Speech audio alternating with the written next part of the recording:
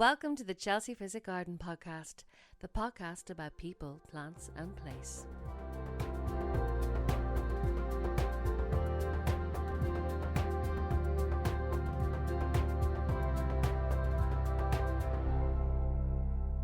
Hi Ned. Hi Jess, and welcome to the Chelsea Physic Garden podcast. The podcast in which we'll be exploring the cultural history of some amazing plants. And we've got a biggie, an absolute classic for our first episode. We sure do. We're going to be looking at something that is one of the most recognisable flavours, looks and feeling. We'll be talking about ginger, and I'll be looking at how this bizarre, almost kind of Lovecraftian alien root has ended up on our tables.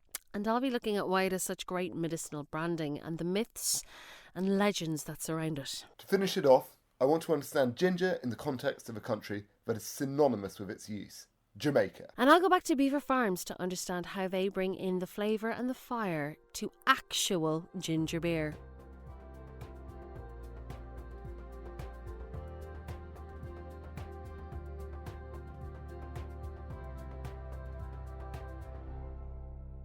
Ned, when I say the word ginger, what do you think? Well, Jess, I mean... Do you think of yourself? I think...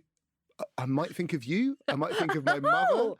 I might think of any of the other people that I know with that fantastic hair colour that my children will probably have as well, should I be so lucky, blessed. And I also think of that weird, knobbly, kind of miraculous thing that you can cut and heals itself and put in a range of different food, drink, whatever, to produce an extraordinary flavour. Yeah, because I mean, when I was growing up in Ireland in the 80s, you know, ginger was not used in cooking, let's be very clear. And certainly there was no real ginger drinks. I remember reading Nina Blyton about ginger beer and being super fascinated by this ginger beer. And then now it's so ubiquitous because, you know, smoothie culture and juicing culture, and everyone puts in a knob of ginger or turmeric for their immune system. But the English origin of the word ginger is from the mid-14th century. From Old English gingifer, which sounds quite like Jennifer. But why did they not keep it gingifer? Because that's a cooler name. Yeah, but I mean, it's another syllable, you know, people are like... actually people say ginge now, so... Yeah. Do you know what I mean? She's ginge. So, like, it'll eventually just be... And this comes from the Greek zingiberis. And zingiberis comes from the Prakrit, singabara. And singabara from the Sanskrit... Scivarum. It is old. And do you know what Singavarum means? I actually do. But do you want to tell the children? It means horn and body. Yes, it does. Describing the shape of the root, or as I should say, rhizome. Rhizome is the main stem of the plant that runs underground horizontally, and that's what we actually use in food. So ginger root is a misnomer, but leaves were used to flavour food, or they were eaten directly, and leaves were also used to weave mats. So we have this journey of the word. And even before the Sanskrit word, Ned, is the ancient Dravidian word, which produced the Malaysian name, which is inchiver, and inchi means root. So, we've tracked the etymology. Can you tell us how ginger came from being this funny-looking plant, or rhizome, to ending up on our tables, in our kitchens, in our fridges? The journey is only going to take us 7,000 years. 7,000 years. 7,000 years. I mean, this is a journey that stretches back longer than the pyramids, older than Stonehenge, older than Lifilgel, which is a building in Ireland, which I'm guessing you know a huge amount about. Oh, yeah, but I'm going to let you tell us about it anyway. Well, of course. Well, by Lifilgel. Lies and fairy tales. By Lifilgel, I of course mean Listegil. I was trying to trick you out there, which is one of the oldest buildings in the world, which is in Ireland. Actually, oddly, the edge of Europe has a lot of the oldest structures made by humans left. But that is 3,500 BC. So that's only 5,500 years ago. Go back another 1,500 years, and that is the earliest evidence we have of the cultivation of ginger. But, you might have noticed a word in there. What word did you notice, Jess? And there's a lot of words now. Well, You used a lot of words at me right there. Cultivation? yes, that's the word. Okay. That's the word, because ginger, and I had never heard of this before, is a cultigen. And a cultigen is something which no longer exists in the wild. In fact, we have no idea what it was like in the wild. We only have its form. Post its cultivation and adaptation and selective breeding, we only have a form that humans have made it. Right. It's not out here occurring naturally. No. It took a human intervention thousands of years ago Exactly. for this plant to exist. This, I think, is almost the most fascinating thing about ginger, and where it differentiates from nearly all of the other spices. Mm-hmm. And I use the word spice in inverted commas, because have you ever thought about where the word spice comes from? Well, I'm just thinking about the Spice Girls, to be honest. Yes. But they And did of not course, originate it. You had ginger spice? Did you have ginger We spice? did have ginger spice, of course. We had ginger spice. She's like the best one. Yeah, Don't at me, listeners. In terms of camp value. Yeah, well, but then she also did tear the group apart.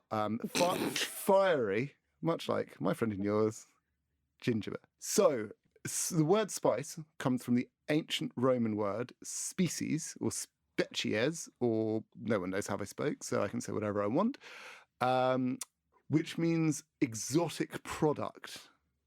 And so what were species, what were spices, were things that had travelled generally from the Far East along the first spice corridors, the first spice routes from the Far East, from Eastern China, from Southeast Asia, South Asia, Sri Lanka, cinnamon, nutmeg, stuff like that.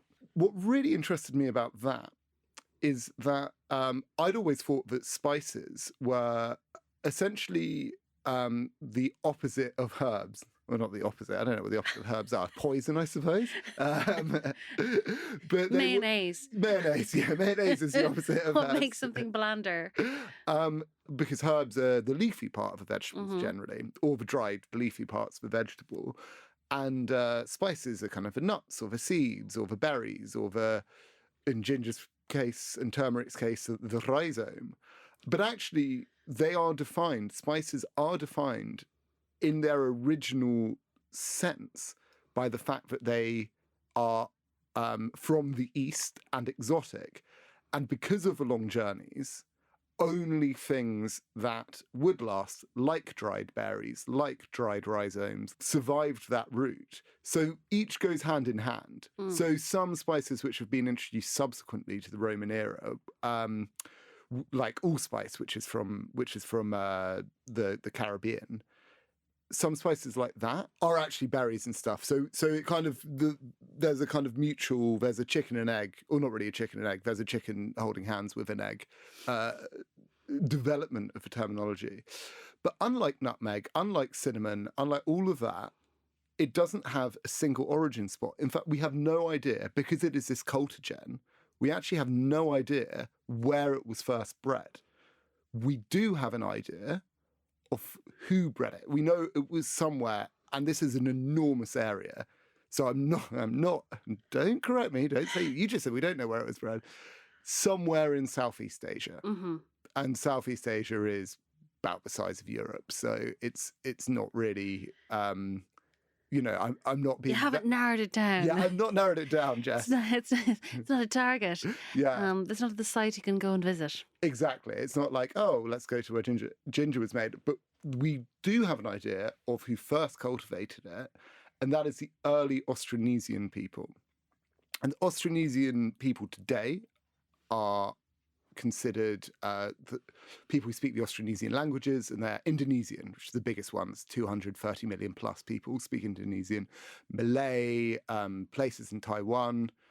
And in fact, Austronesian languages stretch from Hawaii to Madagascar. Oh, I'm going to have lots to say about that when we actually come to doing hibiscus. Anyway, carry on. Whetting the appetite for future episodes. Yeah, a little teaser there for you folks. So the Austronesians were the first to cultivate it. And there isn't a huge amount because now we are chugging along in the TARDIS. We are going all the way back to the 7,000-year-old first cultivation. We do know that they took it with them on their journeys in their outrigger vessels. Now, I've got a question for you, Jess. Okay. When did Captain Cook discover Hawaii? Oh. I need... And I should really know this from the film podcast because we did Mutiny on the Bounty. Yeah. Is that anything to do? Yeah, it is. And actually, Mutiny in the Bounty has a kind of fascinating relevance to something I'll talk about later. Literally, the cargo of the Bounty, what it was, is quite relevant to this conversation. It was not ginger, though. I want to say 1800s, but that seems... What? Yeah. No, not far off 1770s. Okay. So that's when he discovered... inverted commas, folks. In inverted Heavy commas. inverted commas. Now, when did the Austronesian people actually discover Hawaii? I mean, many centuries before.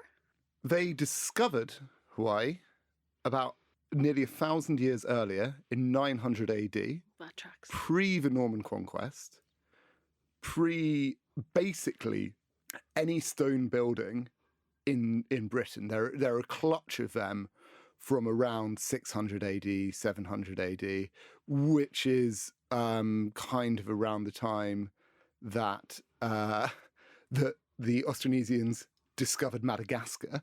Mm-hmm. So this is a society with a maritime technology that is unmatched until the kind of great era of European exploration and destruction. And so they took ginger all around from Madagascar to Hawaii to New Zealand, nearly all the way to Peru, round Indonesia and Malaysia, round that archipelago, all across that area with them. And it's thought that they, based on current traditions, it's thought that they would bless their ships with ginger leaves, with ginger. But another theory is that one of the reasons they took ginger with them is that it stops seasickness. Well, absolutely. I mean, ginger is prescribed for nausea. And anytime if you're car sick, or also often pregnant people who are experiencing, friends of mine who've been pregnant would like suck on ginger sweets, ginger tea, all of that it does something for sure for nausea. And actually, even sometimes as an actor, if you've got a bit of an upset stomach before going on stage because of nerves or whatever, we're all on the ginger tea. Well, this is, I think, what is so extraordinary about it, especially compared to nutmeg or cinnamon or any of the other spices, is that it's still, probably more than anything else, has this direct medicinal purpose and associations, even in the West. And in the West, we don't have the same kind of link with medicine and food as they do in a lot of India. Yes, and it will come up in traditional Ayurvedic medicine hugely, but it's still kind of disputed. Like studies, really? Yes, it's not. There's no one's out here prescribing ginger. I'm sorry, if I've got a cold coming, I will go straight to Pret a Manger. And I will be getting the turmeric, ginger and chili shot, and that will be killing the cold I had. Well, you'd wonder about the psychological effect of placebo in that, and the sensation. Hey, listen, your doctor doesn't prescribe it to you. It's not something that is actually considered medicine. When Donald Trump recommended people to drink poison or whatever it is to stop getting COVID, I thought it was the most ridiculous thing in the world. Had he said drink ginger, I might have been like, you know what, stop clock. Do you know the basic composition of ginger? The basic composition of ginger? Like the musical notes? I'm a history boy. Nah. I know how it was traded. I know why I have it in my drink and why I have it in my food, but I don't know why. So, Jess, I really doubt you've asked me a leading question. It's really not your style. No. But I'm just going to throw it back to you, really throw you under the bus. Oh man, I'm scrambling now. Yeah. Wait, oh look, it's here. So raw ginger is, like most things, 79% water, 18% carbohydrates, 2% protein, and 1% fat. In 100 grams, it supplies you with 80 calories of food energy, and it contains moderate amounts of, and here's where like the cool stuff, B6. 12% of your daily value, and it has Vitamin B6. Vitamin B6. Nice. That's one of my favourite vitamin Bs. It's one of the best ones. Yeah.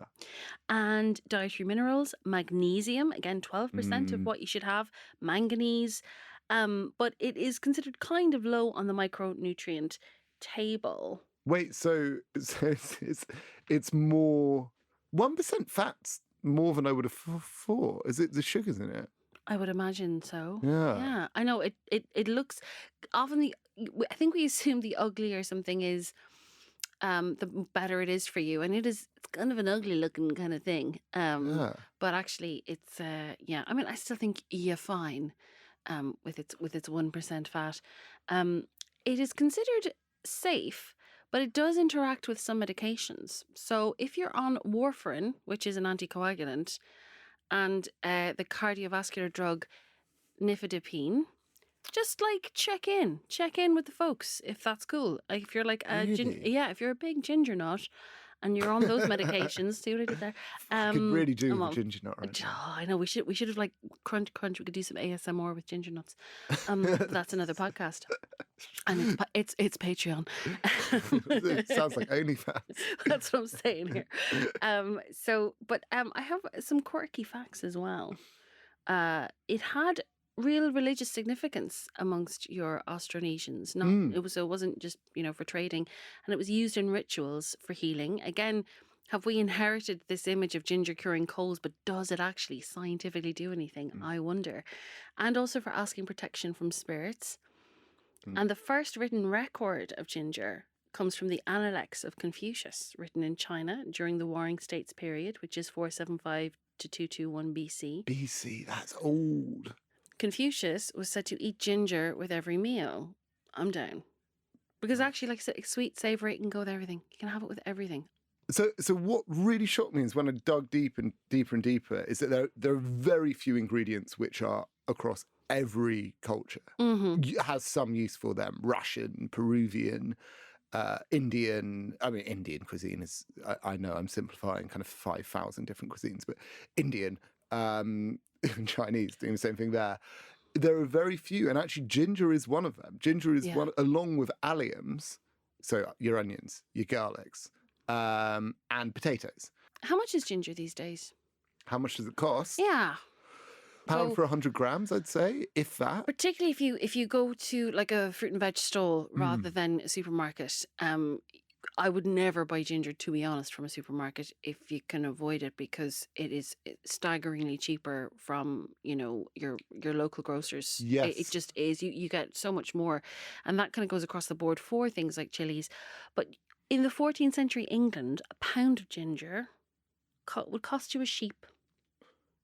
How much did a sheep cost? I don't know. A pound of ginger. Well, a pound of ginger cost as much as a sheep. That is crazy. Mad, isn't it? Because actually, if you think about it now, you get from a sheep, like you get your wool, and you get wool. You get meat, you get milk, you get cheese, you get so much. But ginger was so, like, I guess, sought after. And back then, a sheep that has lived, that has survived to adulthood, isn't the sheep we have now, which is kind of packed full of things to help it survive.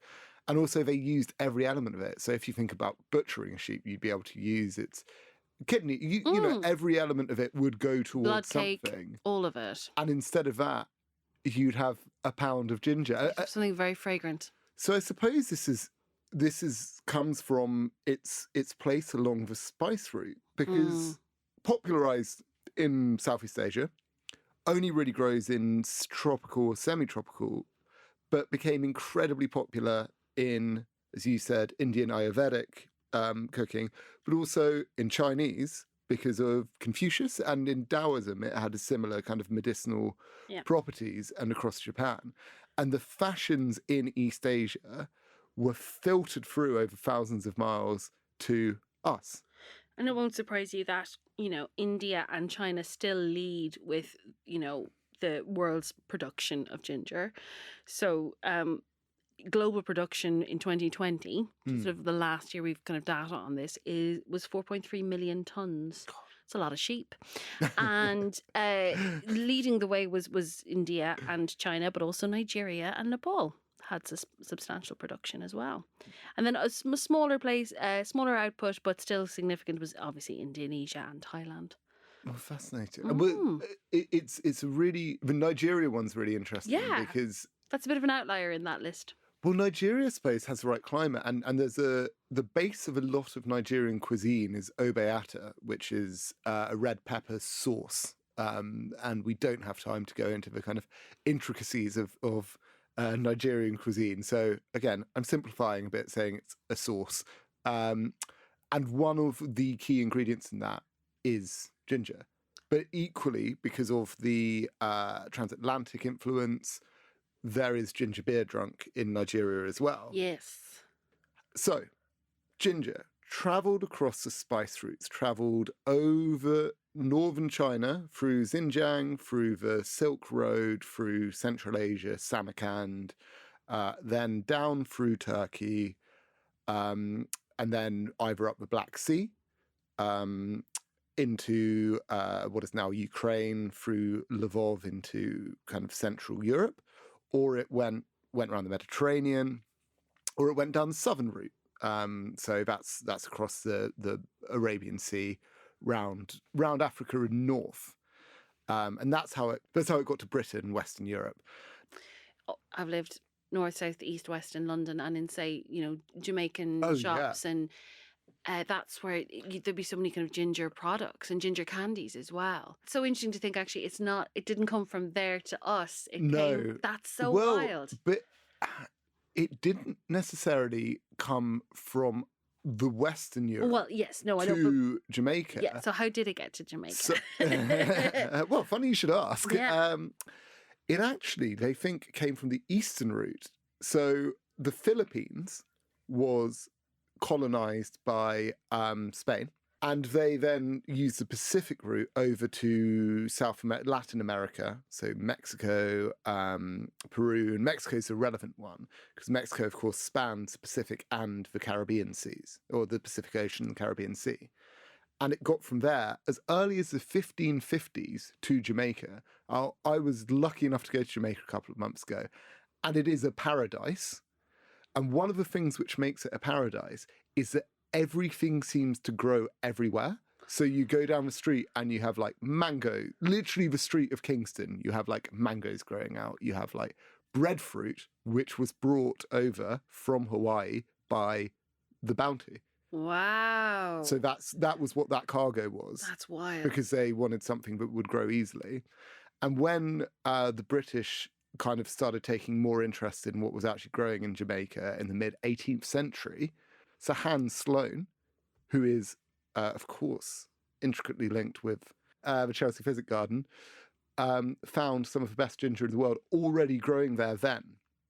Right. So then Britain started exporting it to Western Europe from Jamaica, but we hadn't planted it there.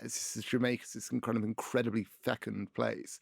Speaking of Ayurvedic medicine, there are some drawbacks to this, as with everything, there's poison in everything, which is something I'm learning with the Chelsea Physic Garden. With alcohol. But so there is a species in eastern North America known as wild ginger, and it is not related to true ginger, but it has similar aromatic properties. Yeah, so like if you're like, oh, wild ginger, it's this, there is a misnomer that everything wild and everything natural is good for you. Yeah. And the more that we dig into these, the more we realise, nope.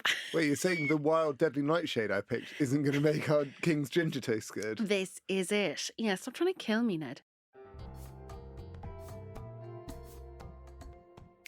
Now we'll be talking to the amazing food writer, food influencer, and chef Melissa Thompson, who's just released an incredible Jamaican cookery book, Motherland. And I'm going to Belvoir Farms to understand how they make such a popular ingredient their own. So, Melissa, can you just go through the range of foods in which ginger is used in Jamaica? So ginger is used in a lot of recipes, and it's a kind of a core ingredient in jerk, in dishes like sort of stewed oxtail, brown stewed chicken, soups. In ital cookery, especially kind of really strict ital cookery, which is the food eaten and prepared by the Rastafarian community. Ginger is quite a central thing, especially because the strictest followers of the ital diet won't use salt in food. Everything has to come from the land. And so kind of getting flavour from as many different sources as possible. And so ginger ends up being quite a central ingredient. But then also it's in drinks, it's in the sort of sweet dishes. So if you're having sorrel, that's got ginger in it. So it's in lots of things, and there's also kind of a medicinal element to it. And people in Jamaica, a lot of people, again talking about Rastafarians, but then also other people who use ginger for medicinal purposes. It helps with digestion. There's also kind of like to treat colds, to prevent colds as well. There's this a drink that's made with ginger, lemon. You can put lime in it if you want to, and garlic. Really, really potent, and that's kind of used as for colds. And so ginger is really kind of central to a lot of Jamaican cooking. And interestingly, actually, in my curry chicken recipe, I don't include ginger because my grandma never did, but it's used in a lot of dishes. You have this almost like this kind of like trifecta of spring onion, garlic, and ginger that goes into a lot of dishes. Why do you think it is so prevalent in the food and culture of Jamaica? I think it's a bit of everything. I think the fact that it grows so well there, because it arrived in Jamaica in the 16th century and brought over by the Spanish, and it just thrived there. It was brought into, I think it came to St Mary's Parish first, and then it's kind of spread, and you get it in three parishes, mainly kind of Trelawney, Clarendon, and Manchester, and it grows really, really well. It's really suited to the climate. And then I think because of the medicinal properties, I think this idea of kind of nourishment, a lot of Jamaican food is just kind of it's tasty, like really delicious, but then also nourishing, and so it's just and it's good. I think ginger, ginger is one of those ingredients that adds sort of extra nuance to a dish, right? It kind of you have like a bit of a kind of a tiny little bit of fire in it, and you have just the kind of fragrance. And so it's just a lot of things. It's the availability, but then it's also what it adds to a dish. And why wouldn't you want to add ginger to? Is it still cultivated there? Yeah, I mean it's cultivated, and I think with Jamaica with a lot of things ended up getting growing kind of wild, and also you have to realise with the landscape and agriculture in Jamaica, there's been kind of historically quite a big shift to the cities, a big move from the cities to kind of look for work and things, so people move from more rural areas where there would have been farmland and kind of ancestral land, and then they go to the cities, and so that those areas kind of become overgrown, so they almost turn to wildlands, but they were once cultivated, and so sort of anything can kind of escape those barriers, really, and then grow I guess what you would call wild, but they were once cultivated. What does it look like? Does it have like a really distinctive look? Yeah, it is quite. It almost resembles bamboo. So you have this kind of the central stalk with leaves that look like bamboo coming off it, kind of long, thin green leaves. And you might have several of these coming out of because ginger is a rhizome, and so that and you cultivate it by planting a bit of rhizome into the soil, and then it takes maybe about 6 months for it to be ready for cultivation when the kind of the flavour is at its peak, and then you cut down all the greenery, leaving the stalk so you know where to dig for it, and then you dig it and kind of brush the dirt off, and jobs are good, and it's ready for you to eat. You mentioned it being used in oxtail and brown stew, but these I always thought of as two of the more European influenced Jamaican dishes. Do you think it's like something that sets it apart? Do you think it just shows, the kind of range of Jamaican food? Yes, yes. So brown stew chicken has ginger in it, and I mean the brown you were saying about oxtail having the brown sort of the brown color, and that comes from the browning, which is essentially kind of burnt sugar that's kind of a base ingredient in that dish. And then you have ginger, your pimento, and then lots of other seasonings and kind of spring onion, bit of white onion. I grew up with old Jamaican ginger beer, and remember how much I love how fiery it is. Is it still actually drunk there, or is it just really good branding? Absolutely, yeah. I've got in my book Motherland. There's a ginger beer recipe. So when I was a kid, I grew up in Weymouth, and we'd come to London to stock up on ingredients. And one of the things we used to get is this kind of ginger beer concentrate. It came in a sort of small brown bottle, and you'd sort of cook it up with water and loads of sugar, and then and you drink it, and it just had this most incredible punch to it. I love the stuff. And so then, yeah, so you kind of make it, and also I think you get obviously different varieties of ginger, and some gingers have different strength. Some of the ginger that I buy, not intentionally, but ends up being quite mellow in flavour, whereas Jamaican ginger has got a lovely kick to it. It's kind of it's really it's got a bit of fire to it, and that really comes off in the um, in the ginger beer. It's lovely.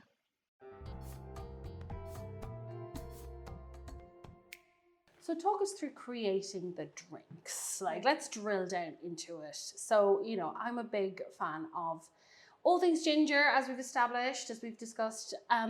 But how do you actually go about making these drinks? When we're developing any drink that's got ginger in it, we take it right back to that raw ingredient. So we take that raw ingredient, we slice it up, we experience all of the aromas, the aromatics and the volatiles, and then we taste the ginger. We'll taste the ginger raw, we'll taste it cooked, so that we really understand all the different elements of flavour within that particular ingredient. And then we'll pick out from that the ones that we want to communicate in our drink, and the ones that we might not want in our drink. So sometimes ginger can be a bit fusty, a bit potato peeling. That's not very nice taste. It's not very nice flavour. And our customers don't really want to drink that in the drink. You don't have a potato flavoured drink, and I do like all things potato. I'm not going to shy away from my heritage, folks. I'm not going to be a fool to myself. But yes, like any good chef, you're tasting along every step of the journey. Yeah, we do. We really do taste everything along every step of the journey. And then when we're developing that drink, we take the time to tweak. So for ginger, for example, we want to communicate fresh citrus aromas, but we also want some spice. And we might not get that from one ingredient. So we might end up layering up those ingredients to get all of those different characteristics of the ginger into the drink that then the consumer can experience and enjoy. Could you talk us through, the difference between an aromatic and a volatile and a flavour? Can you go into what those three things are? Okay, so it's all about the experience of the ingredient, and so it's a three-dimensional experience in my mind. It's not just about touch, it's not just about seeing it, it's about experiencing it. So it's about breathing in those aromas and flavours as well as tasting them. So then you want to get a drink that's three-dimensional. Some drinks that we taste, they smell great. And then you taste, and that's the aromatic and the volatile, and then you taste them, and the experience dies. I find that a lot with herbal tea. Do you find that a lot with herbal tea? Like, the herbal tea can smell really amazing, and then you taste it and it doesn't correlate. So it's interesting to have that said back to me by someone who's actually making drinks, and you want to keep that unity. Yeah, and that's quite tricky when you're developing a drink, because we sometimes end up having to use other ingredients and to layer those aromas and flavours, so that you end up with a layered experience that's very complex and keeps going. So it fills your nose and your mouth with a really wonderful experience. So in terms of a flavour as versatile and complex as ginger, two people might say they both like ginger, right? But one of them might like the really fiery, zingy, punchy ginger, and other people, they have their memories of like quite sweet ginger beer as kids, or ginger cake, or ginger and sweets, which is much milder and has less of a kick. How do you kind of accommodate those within in your kitchen and in what you come up with? Okay, so we have a number of products that have ginger in. So we've got our ginger beer, which is ready to drink and sparkling. And in that product, we wanted to try and recreate all of those wonderful characteristics that are natural to freshly sliced ginger. So within that drink, we've got some of our freshly pressed ginger juice. It's literally straight from the root, and we've also got an infusion of ginger root as well, so we're layering up those flavours, and we wanted to create a bit of a spicy kick, not too much of a kick in this ginger beer, but a little bit of a warmth that builds as you're drinking it. And so there's a tiny bit of chili in there just to boost that flavour.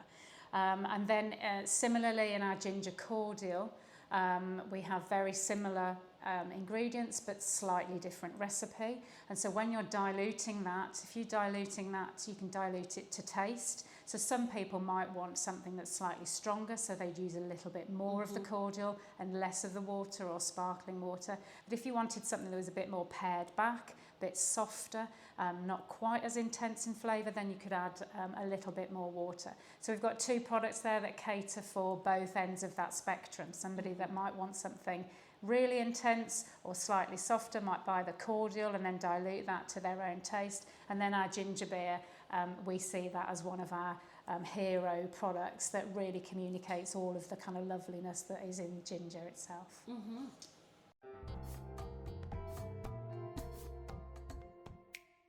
Do you know where the term ginger for red-headed people came from? No, but please tell me. Well, the sources are vague.